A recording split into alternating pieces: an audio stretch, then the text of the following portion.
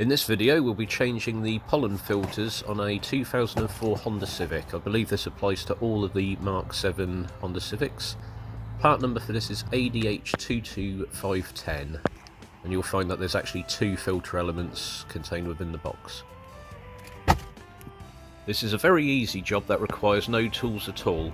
First of all, we have to open the glove box and take out its contents. I've got my handbook and service manual in here, a little bit of rubbish, and some toilet roll, very handy if you get caught short. Oh. Hang on a sec. Oh, mate.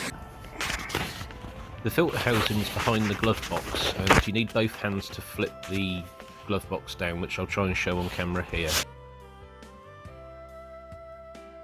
You simply push the side pieces of the glove box in at the top here, like so.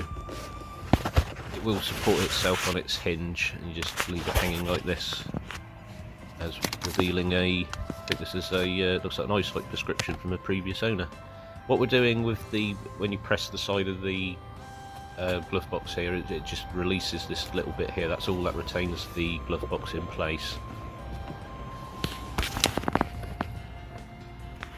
Here with a bit of light, this is where the cabin filters are located. This is also easy to access. You just flip the little lever at the bottom here and flip it upwards, and it reveals the filters which can be withdrawn. Although this car's got a full service history, I can't actually see where the pollen filters were last changed, and it does look like it's been a while. This second one, you just hold on to that little tab sticking out, pull it across to the right, and then withdraw it the same way. And it's no less filthy. Take a look inside the box it's contained in. This is where your sort of airflow comes through. If you want, you can get a Hoover wand and just clean that out a little bit, or a small brush. I'm just going to pick a couple of the leaves out.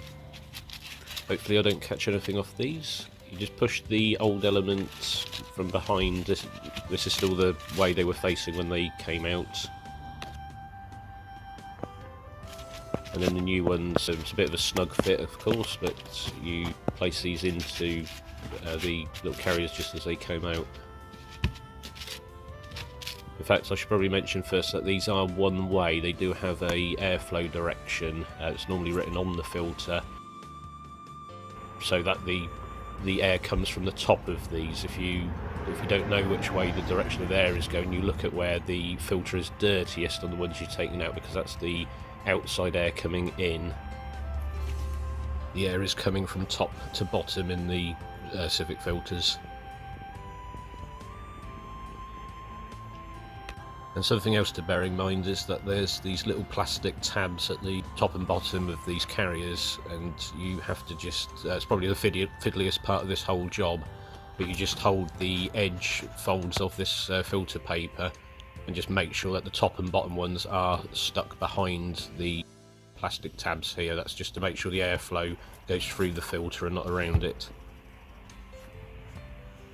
As long as it's all seated nicely, this can go back in. Oh, and don't forget to just brush off the sides of these, because you can get some little leaves and bits of dust trapped in there. I've done that on both of these already. Today's video is brought to you by Crypto.com and their fantastic range of cashback generating steel Visa debit cards. Here is my personal ruby red Visa card that pays me 2% cashback for only a £300 stake in Crypto.com's native Crow coin. If you click the link in the description below, you will receive $25 for free when you install the Crypto.com app and sign up to receive your card. Please feel free to comment if you need any further information on this offer or the Crypto.com app itself. Now back to the video. These will only fit one way, but the first one is the carrier with that little sticking out tab to the right, so you can use that and just make sure it's pushed fully to the left all the way down. It just makes it easier putting the second one in, so that's all the way to the left now. And the second one, that's got its little pull tab on the left, and oh, there's a part number for it if you need it. Oh, and it's also got the airflow direction written on the carrier too, so it'll be difficult to mess that up. And you just push that all the way back, but you'll notice it's not that secure in place, but the lid that goes on this box actually holds that up in place. So if I clip that on, look, and If I lift it up again, you'll see it drop down, and that's just what's holding the element up in place.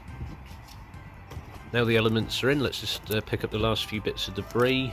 I suppose, although no tools are required, a brush is something that could be handy, or if you've got a vacuum cleaner nearby.